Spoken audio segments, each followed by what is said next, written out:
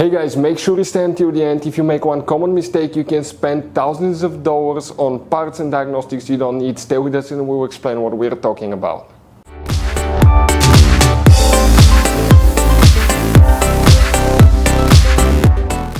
Hey guys, welcome back to Auto Repair guys. Thank you guys for watching and subscribing to the channel. Today will be super beautiful video to any of you having a Toyota Sienna. We are talking about this generation right here from year 2011 to year 2020. If you have one of those, you need to find where the fuses for the instrument cluster, also known as the instrument panel, where you can expect to find these instrument cluster fuses, where you can buy cheap parts, tools, fuses, relays at a good price, quick shipping. That way you do not waste your money and time.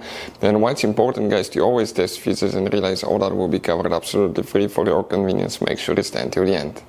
So before we start, let us tell you a little bit about us guys. Every single car we get here at the garage, we try to make at least 200 to 300 free repair videos. We take things completely apart. We show you guys how to do electrical, mechanical, bodywork, a little bit of everything guys.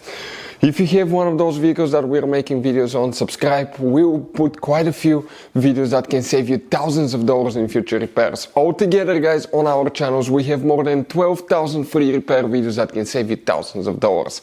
Now also, if you need to buy any parts, tools at a good price, quick shipping, that way guys you do not waste your money and time. We'll share in our videos where you can buy parts, tools, fuses, relays, because some fuses guys and relays are specific, especially for that Toyota Sienna. You have those special fuses right here.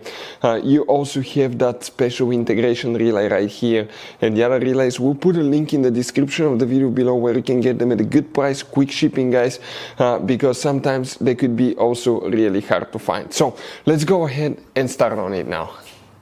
So the instrument cluster fuses, where you can expect to find them, we'll demonstrate on this 2012 Toyota Sienna that we have right here.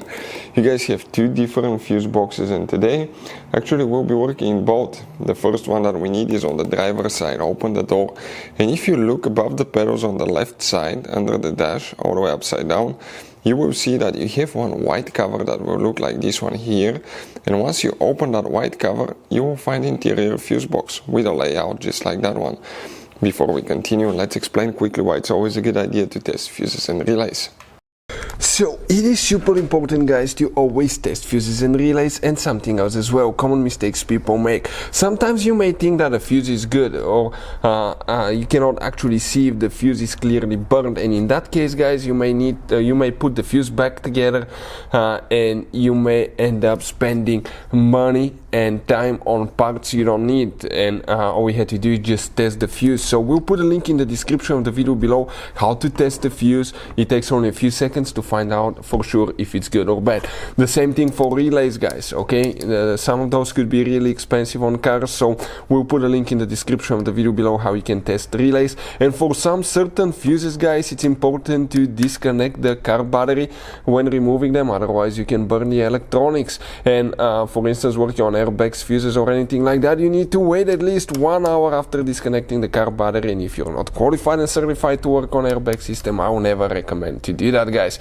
But when disconnecting the car battery guys, okay, common mistake people make, it's important to know which battery terminal you reconnect first. If you do it the wrong way, you can burn electronics modules. How we know about that? We burn before the traction control module on BMW that cost us $2,000 guys. So we'll put a link in the description of the video below which battery terminal to disconnect first. Check it out for your convenience.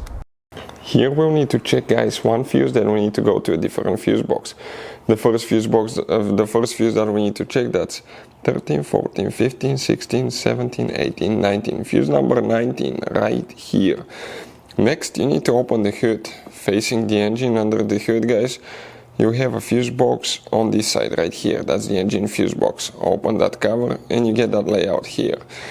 We can actually even open, that's the same one, just a different angle. Now, here guys, okay, what we have, which fuses you will need to check. A few different fuses guys for the instrument cluster. One of them is known as fuse number, okay, number 25. Now you wonder where that fuse is located. So 25 guys, okay, will be that fuse right here, okay, that 15M fuse. You will need to check it.